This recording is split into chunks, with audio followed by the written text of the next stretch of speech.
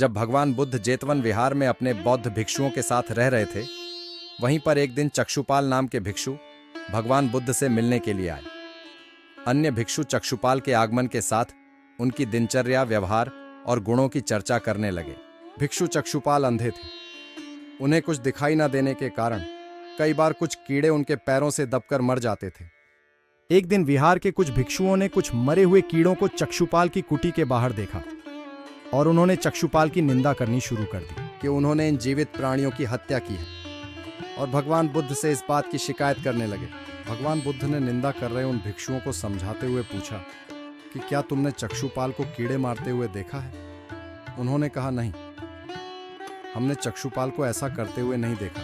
इस पर भगवान बुद्ध ने उन साधकों से कहा कि जिस प्रकार तुमने चक्षुपाल को कीड़ों को मारते हुए नहीं देखा, वैसे ही चक्षुपाल ने भी उन्हें मरते हुए नहीं देखा और उन्होंने कीड़ों को जानबूझकर नहीं मारा है, इसलिए उनकी बुराई या निंदा करना उचित नहीं है। भिक्षुओं ने इसके बाद पूछा कि भगवान हमें बताइए कि चक्षुपाल अंधे क्यों हैं?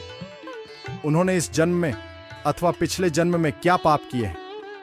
भगवान बुद्ध ने उन भिक्षुओं को बताया कि चक्षुपाल पूर्व जन्म में एक चिकित्सक थे। एक अंधी स्त्री ने उनसे वादा किया था कि यदि वे उसकी आंखें ठीक कर देंगे तो वह और उसका परिवार उनके दास बन जाएंगे। स्त्री की आंखें ठीक हो गईं, पर उसने दासी बनने के भय से यह झूठ बोल दिया कि उसकी आंखें ठीक नहीं हुई हैं। चिकित्सक को तो पता था कि उस स्त्री की आंखें ठीक हो गई हैं। वह झूठ बोल रही है। उसे सबक सिखाने के लिए या बदला लेने के लिए चक्षुपाल ने दूसरी दवा दी। उस दवा से महिला फिर से अंधी हो गई। वह कितना ही रोई पीटी, लेकिन चक्षुपाल जरा भी नहीं पसीजा।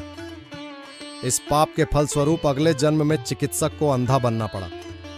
इसलिए भलाई करने के बाद उससे कुछ भी वापस पाने की इच्छा नहीं रखनी चाहिए।